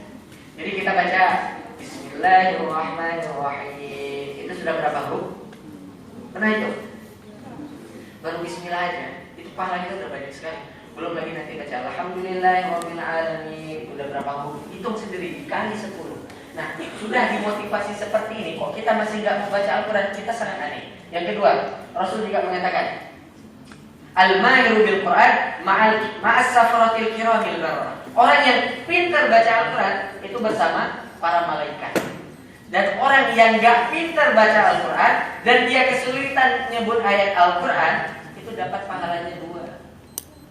Jadi istilahnya kalau bahasa sedikit anehnya, orang yang nggak pintar baca Al-Quran itu lebih pintar ketimbang orang yang pintar. Pahalanya dia lebih banyak. Nah teman-teman sekalian dalam Allah, kenapa kok kita nggak mau baca Al-Quran? Pertanyaannya itu, bulan Ramadan nggak mau baca Al-Quran. Siapa yang sudah pernah khatam? Coba angkat tangan. Gak ada yang mau angkat tangan? Oh nggak berani Ustaz, saya takut ria.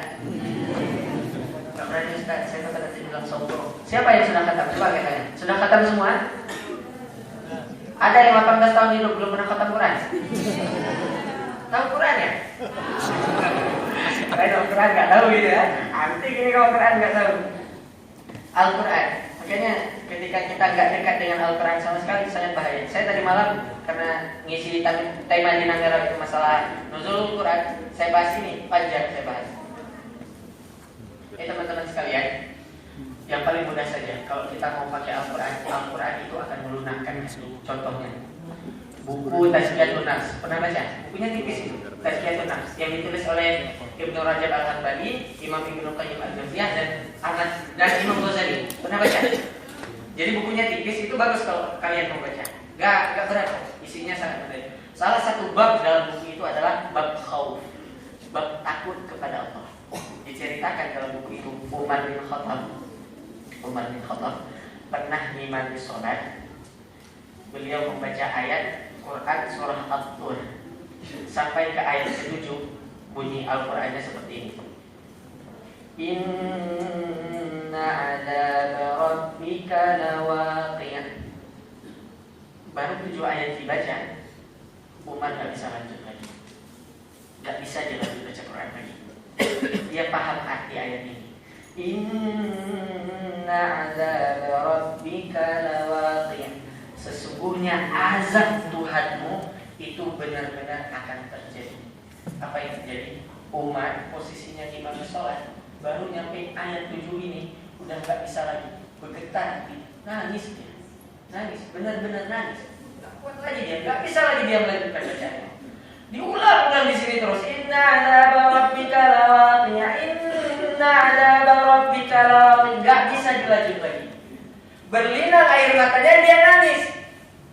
Dipercepat sholatnya, pulang ke rumah 7 hari dia sakit. 7 hari dia sakit hanya karena satu ayat ini. Sampai-sampai dia tidur di pangkuan anaknya Abdullah bin Umar, yang kita kenal dengan Ibnu Umar. Apa yang dia katakan? Anakku, angkat kepalaku, letakkan kepalaku di atas tanah. Disuruh taruh di atas tanah. Ini seorang khalifah, presiden, pemimpin, kepalanya disuruh angkat, ditaruh di atas tanah. Kemudian apa yang dia katakan? Biar kepalaku di atas tanah, aku akan beribadah kepada Allah Subhanahu wa Ta'ala. Ketika sudah ditaruh kepalanya di atas tanah, Umar mengeluarkan kata, ya Allah, begitu hinanya diri. Jangan sampai kesombongan ada sedikit saja di dalam hatiku. Jangan sampai ya Allah Engkau panggil aku dalam keadaan yang sangat buruk, kepalanya di atas tanah. Ngomong seperti itu 3 kali, dipanggil oleh Allah Subhanahu wa taala. Umar bin Khattab meninggal. Pernah dia imami sholat, membaca ayat yang lain, tidak bisa melanjutkan ayatnya. Kenapa? Karena dia menangis terseduh-seduh kena ayat Al-Quran. Bukankah Allah bilang, innamal mu'minuna alladzina idza dzukirallahu wajilat qulubuhum. Orang-orang yang beriman apabila dibacakan ayat Al-Quran, wajilat qulubuhum, bergetar hatinya. Zurarah bin Aufah, seorang alim, seorang abid, pernah mengimami sholat juga. Ketika dia membaca Quran surah Al-Mudaththir ayat 8 ayat 9. فَإِذَا نُقِرَ فِي النَّاقُورِ وَذَلِكَ يَوْمَئِذٍ يَوْمٌ عَسِيرٌ. Berarti nangis. فَإِذَا نُقِرَ فِي النَّاقُورِ. Bagaimana nanti ketika sangkakala sudah ditiupkan. وَذَلِكَ يَوْمَئِذٍ يَوْمٌ عَسِيرٌ. Pada hari itu setiap manusia kesusahan. Berhenti, nggak bisa lanjut, serangan jantung meninggal. Zurarah bin Aufah. Kita dibacain Murattal 30 juz. Bukan bergetar hati kita, bukan menangis kesukupan kita. Saya insya Allah bisa meruqyah orang, karena saya diajarkan ruqyah ketika di pondok. Itu jamaah remas, Ustaz, tolong ruqyahkan Ustaz. Saya bilang, nggak usah minta diruqyah. Buka Al-Quran, baca aja Al-Quran. Kalau baru 3 halaman kamu baca, kamu udah kepanasan, itu jin semua isinya. Gak usah minta diruqyah.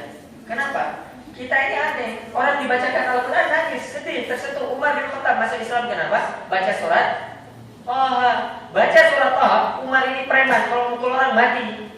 Tapi begitu baca surat Thaha, bergetar hatinya, masuk ke dalam Islam. Kita dibacakan Al-Quran baru 5 ayat, kesurupan kita bacakan. Dan itu kan fakta. Ketika kita ikut acara ruqyah itu kan ketika kita dikumpulkan baru dibacakan ayat, kan kita kesurupan, benar nggak? Ada yang kejang-kejang gitu kan, yang perempuan udah gimana gitu, yang laki-laki udah gimana. Kenapa? Karena kita nggak dekat sama sekali dengan Al-Quran. Sahabat meninggal karena ayat, meninggal karena ayat, dan Rasulullah saking cintanya kepada Al-Quran dan orang yang menghafal Al-Quran. Tahu sejarah kunut nazilah yang dilakukan oleh Rasul? Hadis riwayat Imam Bukhari. Qala Rasulullah sallallahu alaihi wasallam syahran. Rasulullah itu kunut 1 bulan tok. 1 bulan. Apa yang beliau doakan? Beliau doakan kepada kaum Ri'nin dan Zakwat supaya mereka hancur. Kenapa mereka ingin dihancurkan oleh Rasulullah? Padahal Rasulullah ini orangnya tidak pernah emosian. Ketika dia hijrah ke mana itu sebelum Yasrib itu, dia berhijrah, dilempar batu, disebut orang gila, kakinya, kepalanya berdarah. Rasulullah sampai-sampai malaikat bilang, Muhammad, kalau kamu mau itu gunung 2 kami angkat, kami limpahkan kepada kaummu itu. Apa kata Rasulullah? Tidak usah. Kenapa? Dakwah belum nyampe kepada mereka. Nanti mungkin kalau udah nyampe dakwah mereka bakal sadar. Tapi ketika 70 orang ahli Al-Quran dibunuh di Bir Maunah, Rasulullah kesal. Beliau kunut 1 bulan untuk minta kehancuran 2 kaum ini. Al-Quran itu posisinya sangat tinggi. Makanya kita kalau nggak dekat sama Al-Quran ini aneh. Kalau umur 18 tahun nggak bisa baca Al-Quran, aneh. Umur 20 tahun nggak bisa baca Al-Quran, aneh. 80 tahun, 60 tahun, 50 tahun nggak bisa baca Al-Quran, ini berarti bayi aja ini. Bayi umur 50 tahun nggak bisa baca Al-Quran. Ini bukan maksudnya menyindir, karena memang penting. Teman-teman, Bapak Ibu sekalian, Al-Quran itu pedoman. Harusnya sikap kita kan seperti Al-Quran. Mata, bagaimana mata mengatur? Diatur oleh Al-Quran. Qul lil mu'minina yaghudduna absarahum. Katakan kepada orang laki-laki yang beriman, yaghudduna absarahum, jaga pandangan mereka. Tangan, as-sariqu was-sariqatu faqtahu aydiyahuma. Jangan mencuri. Kalau kamu mencuri bakal dipotong tanganmu. Kaki, wala tamshi fil ardi maraha. Kata Al-Quran, jangan berjalan di atas bumi ini dengan sombong. Hati, bagaimana dikatakan? Ya ayyuhalladzina amanu ijtanibu katsiran minadh-dhann. Jauhi sifat berprasangka. Lisan, bagaimana Al-Quran mengatur? Ya ayyuhalladzina amanu la yaskhar qaumun min qaumin asa ay yakunu khairan minhum. Dari ujung kaki sampai ujung kaki mana ini? Ujung kaki sampai ujung rambut itu semua diatur di Al-Quran. Makanya gak heran ketika sahabat nanya kepada Aisyah, Aisyah, Rasul itu sifatnya gimana sih? Akhlaknya bagaimana? Apa jawaban Aisyah? Karena khuluqul Quran. Rasulullah itu sifatnya adalah Al-Quran. Bangun tidur. Makanya ini yang mudah-mudahan sering galau ya. Sering galau Ustaz, saya sering galau Ustaz gini. Jawabannya satu, gak usah nanya Ustaz, kembali aja ke Al-Quran. Ustaz, saya ada masalah ini. Kenapa? Karena kita gak dekat sama Al-Quran. Ustaz, ada problem ini dan sebagainya karena kita gak dekat sama Al-Quran. Dua pembahasan lagi, saya percepat. Ini masalah adab berbuka sama doa. Doanya sudah saya bahas kemarin. Kita pakai semuanya jawab damar ya, insyaallah. Nah, teman-teman sekalian rahmatullahi Allah, adab berbuka itu yang penting saya bilang ini. Ketika buka bersama, ada acara buka bersama ya biasanya. Teman-teman SMA gitu, yuk beliau, ini buka bersama tapi isinya modus. Kepingin ketemu temannya yang lama, kepingin apa gitu dan sebagainya. Jadi ada 3 dosa besar di dalam buka bersama yang akan mengurangi pahala kita. Kalau 3 ini bisa kita hilangkan bagus. Nasihat ini berasal dari Imam Al-Qurtubi. Beliau mengatakan 3 kesalahan ini sering terjadi ketika Ramadan, ketika buka bersama. Yang pertama, ketika buka bersama itu kita sering telat datang takjilnya. Kan buka puasa di restoran gitu ya, atau di Rocket Chicken, atau di Kober, atau di mana gitu ya. Itu kan kita ngantri ya. Jadi datang ngantri, sehingga buka puasa kita datangnya telat. Teman-teman, takjil artinya apa? Nah, nggak tahu karena kemarin sudah saya permalukan. Nah, takjil. Jadi apa? Air itu ketika buka puasa itu kan disuruh segerakan. Nah ini dia. Salah satu la taruddu du'a'ahu hatta enggak kelihatan. Ada 3 golongan yang tidak akan ditolak doanya. Salah satunya adalah orang yang berpuasa sampai dia berbuka. Jadi adab ketika berbuka puasa itu disegerakan. Kalau kita buka bersama harus ngantri dulu, airnya datang kelamaan. Akhirnya kita minum apa? Air ludah. Buka puasanya minum air ludah itu nggak enak. Tenang, saya nggak ngeluh kok tadi, cuma pakai aja. Itu kita dalam itu nggak bisa. Dan ini kesalahan. Kenapa? Begitu azan minum, atau begitu masuk waktunya minum, langsung minum. Nggak bisa. Kita seandainya nunggu ngantri gitu 15 menit, 20 menit dah azan, kita belum minum setetes pun. Yang kedua, kesalahan ketika buka puasa bersama itu sholatnya sering diakhirkan. Dan nanti kita sholat makanlah dulu. Memang benar hadis Rasulullah SAW itu mengatur kalau ada makanan maka harus habiskan makanan dulu supaya apa? Nanti sholatnya sudah agak tenang. Nah misalnya ini posisinya buka puasa, pas lihat makanan, wah balas dendam rasanya, makan semuanya. Buka dulu makan, ini makan. Akhirnya sholat maghrib rukuknya itu posisinya gini, tapi Allah Akbar masih gini. Ada yang nggak kuat. Biasanya Allah Akbar pakai di sini, Allah Akbar sini. Ada yang nggak kuat. Mulutnya udah gede. Bismillahirrahmanirrahim.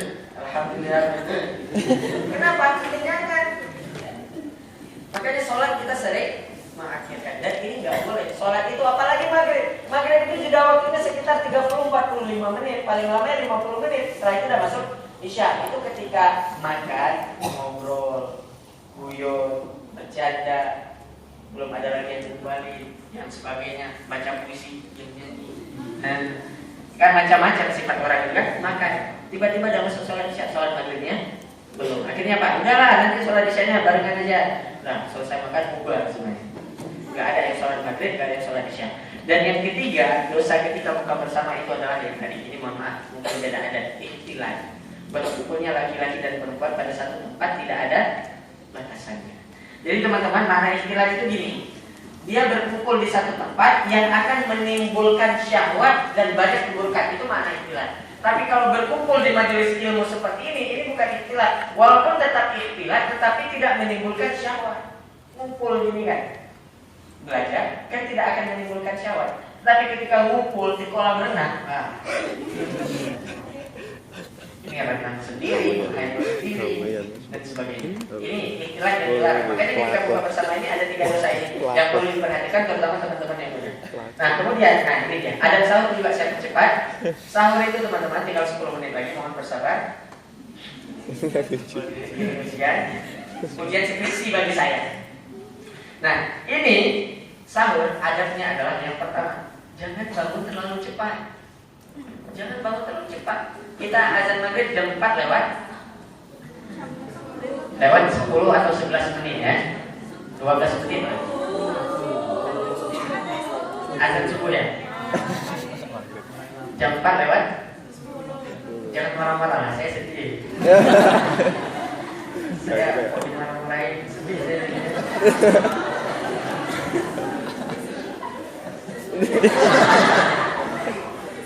Bapaknya itu motor sekali Ustaz. Nah, dan azan subuh jam 4 lewat 10 menit azan subuh. Nah, hadisnya mana ini? Jadi jangan berbicara tanpa hadis ini, nanti saya dianggap dusta. Soalnya saya ada satu masjid di Lamongan itu bilang saya ustaz sesat. Beneran? Kasus itu kemarin pimpinan yang ngomong itu pimpinan disebut Ustaz Fajar itu sesat. Langsung saya datang. Terima kasih Pak atas penyesatannya, saya bilang. Beneran ya? Kita berterima kasih. Artinya kan ada yang membenarkan saya. Terus saya bilang, Pak, tolong kalau memang saya sesat, insya Allah saya bukan sombong, saya bilang. Tapi masjid seluruh Lamongan, masjid-masjid penting semuanya saya bilang isi. Insya Allah bukan hanya sombong. Kalau saya sesat, otomatis semua yang saya sampaikan di masjid selama ini sesat. Tolong Pak sampaikan di mana sesatnya saya. Takut beliau. Pertama apa ya? Maaf, saya kebawa emosi ya. Wah, kebawa emosi bilang orang sesat ya. Makanya saya bilang semua yang saya paparkan di sini tidak ada qala Fajar al-Mahmudi, tidak ada. Semuanya qala al-ulama, qala Imam Asy-Syafi'i, qala Abu Qatadah, qala Utsman bin Affan, qala tidak ada qala Fajar al-Mahmudi, tidak ada. Ini qala semuanya.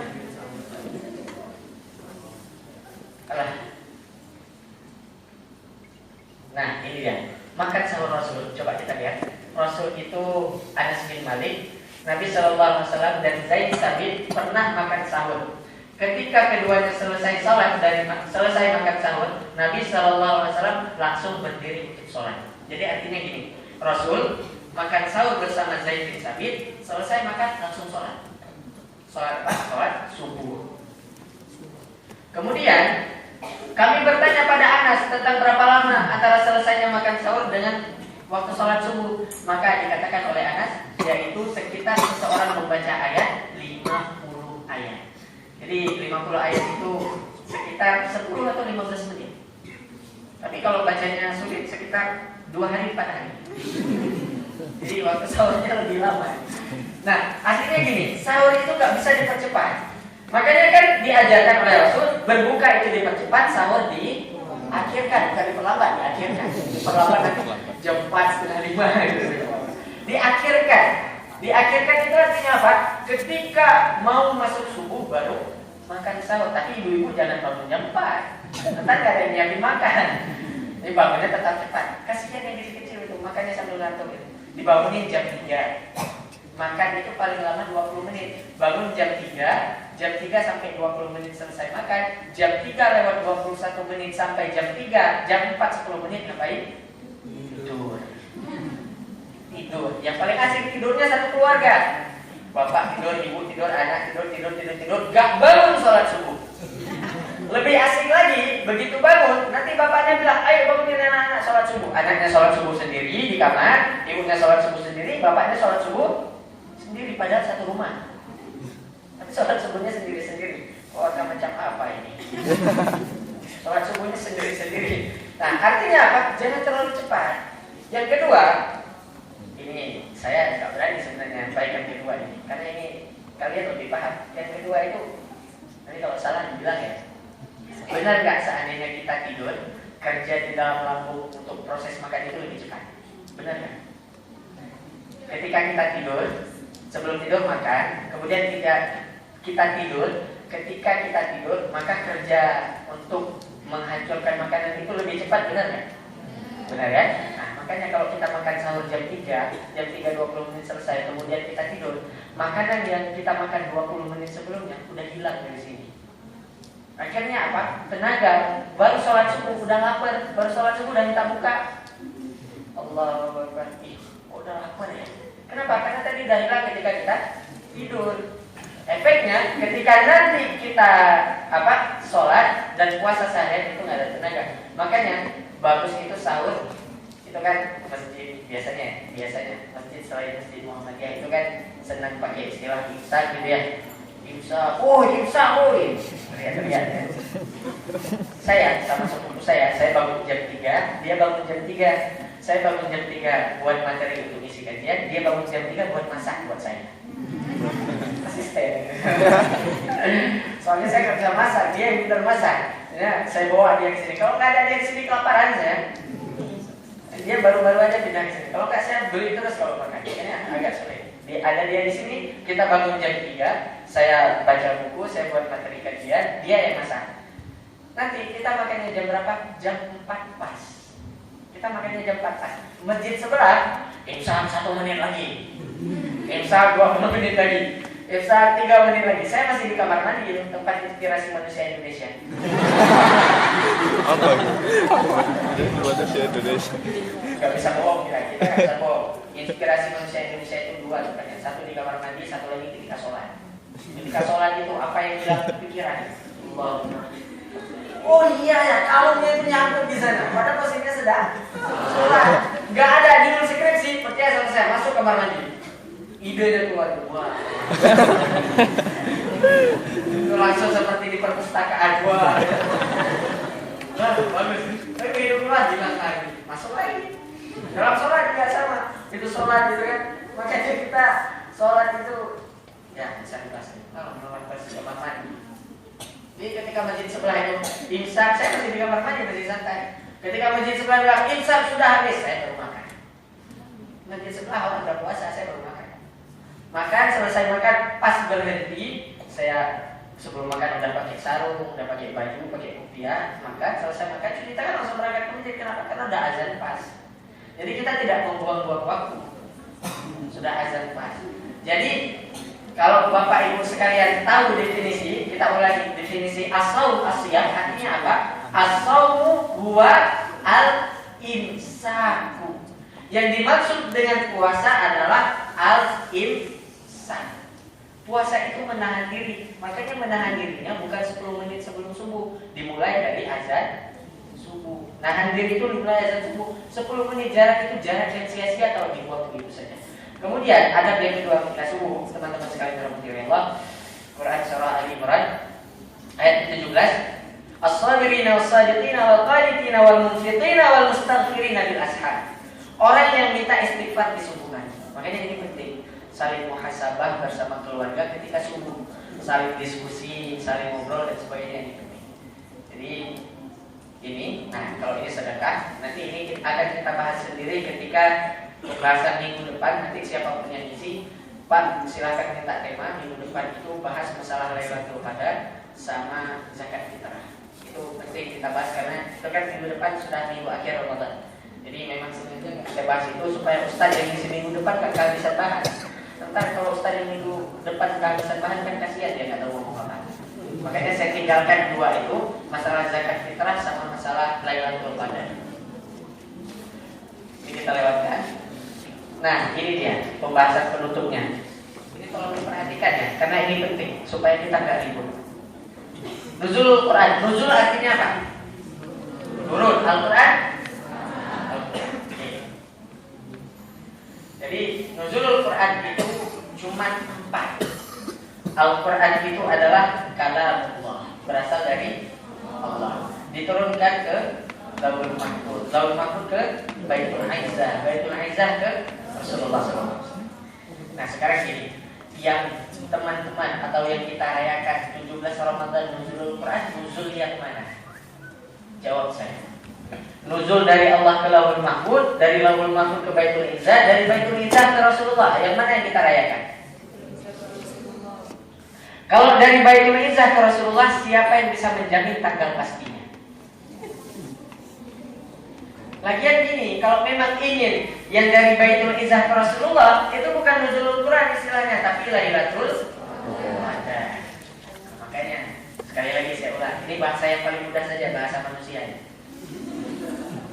Allah pemilik kalam Al-Quran yang 30 juz itu Allah turunkan ke Lauhul Mahfuz. Kapan? Tidak satu ulama pun tahu kapan. Hanya ada di dalam ayat Al-Quran, wal Qur'anul Majid fi Lauhil Mahfuz. Al-Quran yang mulia tempatnya di Lauhul Mahfuz. Di sini di Lauhul Mahfuz ini kematian kita, rezeki kita, jodoh kita, jodoh kita, dan sebagainya sudah ditetapkan di sini.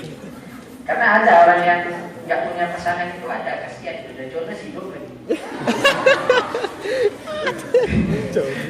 Nih, kayak ketawa tadi itu tidak menerima kesendirian yang datang jodohnya.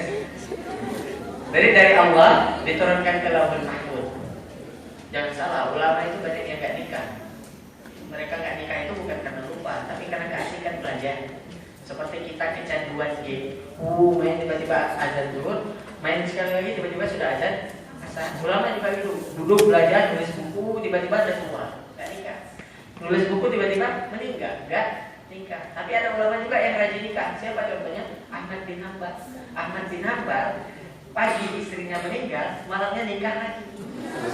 Fakta ini di dalam manaqib Imam Ahmad bin Hanbal. Ditanya sama muridnya, Imam, harusnya kan malam ini malam takziah. Apa jawab Imam Ahmad bin Hanbal? Saya malu kalau malam ini dipanggil oleh Allah, meninggal juga saya malam ini. Saya malu kalau meninggalnya dalam keadaan jomblo. Jadi menurut Imam Ahmad bin Hanbal, jomblo itu dosa. Ini wajah berdosa. Di belakang ini wajah berdosa. Dipanggil oleh Allah. Makanya ditanya sama muridnya, Imam, ini harusnya malam ini kita takziah, malah nikah lagi.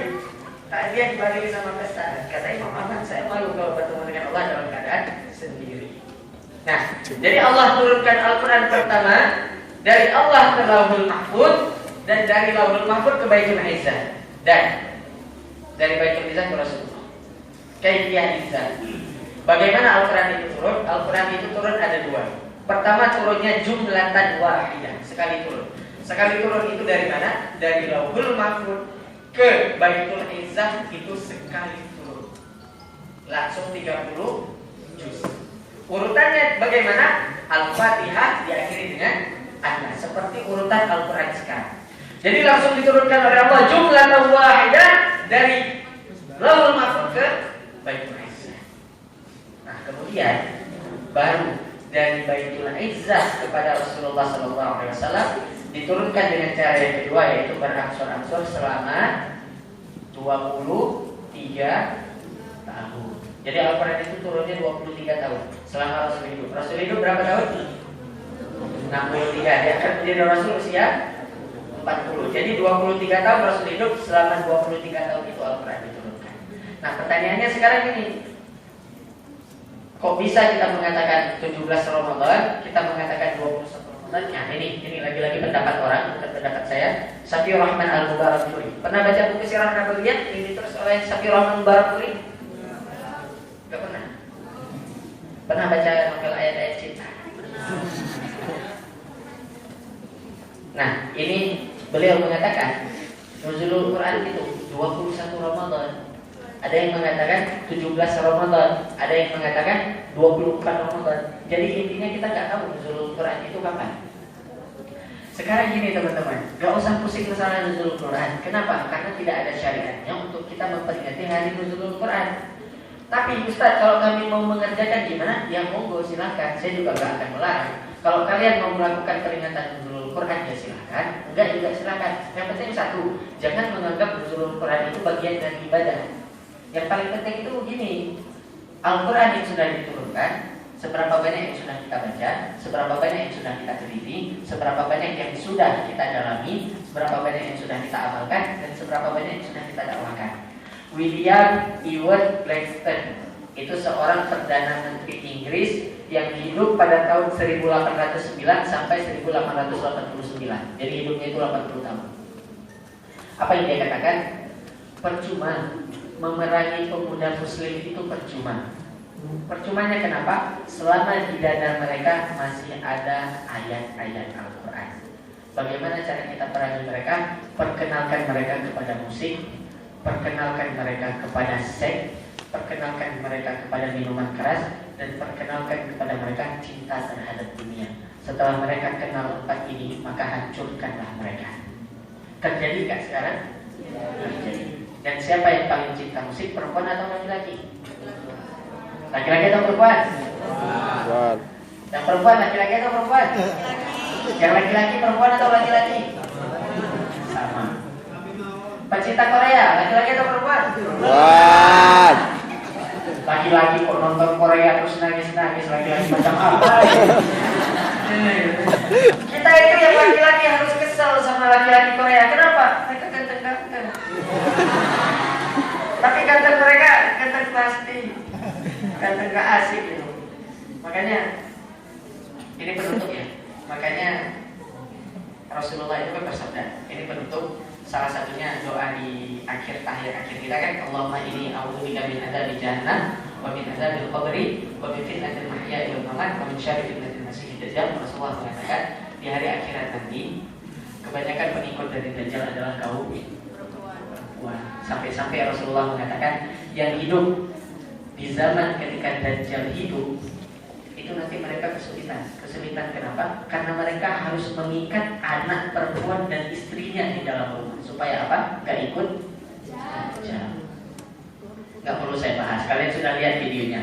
Bagaimana konspirasi-konspirasi di dalam video Korea ketika mereka tampil dengan matanya yang ditutupi sebelah, ketika lantainya berwarna hitam putih, backgroundnya berwarna hitam putih. Isi lirik mereka mengajarkan sesuatu yang tidak benar. Saya gak perlu ajarin karena saya tahu kalian sudah paham. Cuman kalian masih cinta. Kalau sudah cinta mah apa mau dikata ya? Kalau sudah cinta ya. Jadi intinya ketika Dajjal nanti kan cuma dua daerah, dua tempat yang tidak akan dimasuki oleh Dajjal, yaitu Makkah dan Madinah. Dan nanti Makkah dan Madinah itu akan diberikan benteng oleh Nabi Isa dan juga oleh Imam Mahdi. Dan ketika benteng itu dibuka, ketika terjadi Armageddon, perang akhir zaman, maka kebanyakan pengikut Dajjal itu kaum perempuan. Dan mereka adalah orang yang akan menikmati pembunuhan yang dilakukan oleh Imam Mahdi dan Nabi Isa. Bukan pembunuhan, artinya peperangan. Di antara mereka nanti ada yang selamat. Selamat kenapa? Karena mereka bersembunyi di belakang pohon yang saat ini sedang ditanam di Israel, Palestina. Makanya tentara Israel kalau ditanya kenapa kalian tanam pohon itu, mereka tahu kebenaran akan agama kita, mereka tahu, yakin. Makanya mereka tanam pohon itu banyak. Tapi nanti setelah perang itu terjadi, Ustaz Zulkifli Hasan mengatakan, itu nanti setelah perang Armageddon itu terjadi, Dajjal terbunuh, umat Islam itu hidup dalam keadaan damai selama 40 hari. Kemudian ajal mereka itu ditarik dalam keadaan sangat indah. Orang beriman setelah berperang dengan Dajjal, kemudian mereka hidup aman selama 40 hari. Ketika sedang duduk ngobrol gini, ditiup angin dari barat. Begitu angin itu melewati tubuh kita, begitu juga nyawa kita hilang. Jadi matinya itu enak sekali. Duduk gini, mati. Duduk, mati. Jadi matinya mudah. Nah, yang tinggal siapa? Yang tinggal adalah orang-orang kafir yang berhasil bersembunyi di belakang pohon. Dan mereka adalah orang-orang yang akan menyaksikan hari kiamat.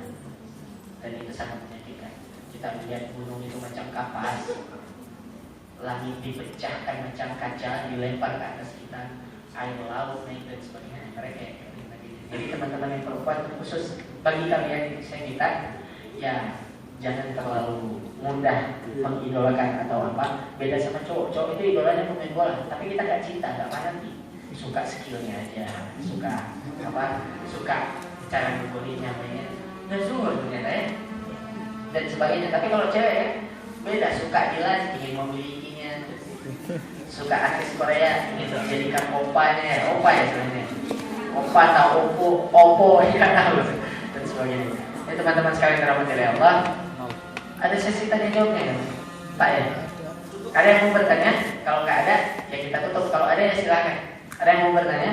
Atau gini aja, kalau ada yang mau bertanya, ditanyakan kepada Ustadz yang isi minggu depan. Biar Ustadz yang kapok. Jadi Ustadz yang isi minggu depan itu nggak tahu apa-apa, tiba ditanyain. Ustadz saya mau tanya, silakan. Kita wawancara Ustadz yang isi minggu depan. Janganlah saya lagi bosan kalian nanti lihat saya. Udahlah, please saya mau istirahat. Kalian lihat teman saya. Ya, nggak apa-apa nanti gimana pun yang mengisi siapa, semoga bermanfaat bagi kita semuanya. Teman-teman sekalian dirahmati oleh Allah, lebih dan kurangnya saya minta maaf. Pembahasan ini semoga ada manfaatnya. Jadi pelajaran jangan sampai lagi dilupakan. Jadi nanti silakan pulang dari sini misi kultum di rumah masing-masing. Pulang gitu kan, Bapak Ibu duduk saya mau kultum. Assalamualaikum. Rasulullah bersabda, orang tua harus bisa baca Quran. Ini maknya